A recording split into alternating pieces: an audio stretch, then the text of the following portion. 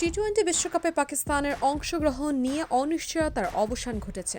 গতকাল তারা বিশ্বকাপে খেলার সিদ্ধান্ত নিয়েছে, কিন্তু ভারত ম্যাচ বয়কট করবে তারা। পাকিস্তান সরকারের সঙ্গে আলোচনা করে এমন সিদ্ধান্ত জানিয়েছে পিসিবি। তাদের এই পদক্ষেপে বেশ চটেছে ভারত।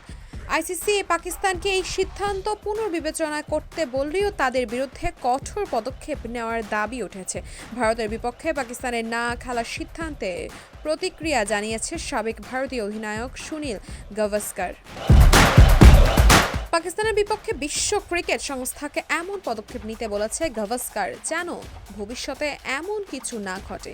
ইন্ডিয়া টুডেকে তিনি বলেন, শেষ মুহূর্তে কেউ সরে দাঁড়ালেই সেটা অবশ্যই একটা সমস্যা।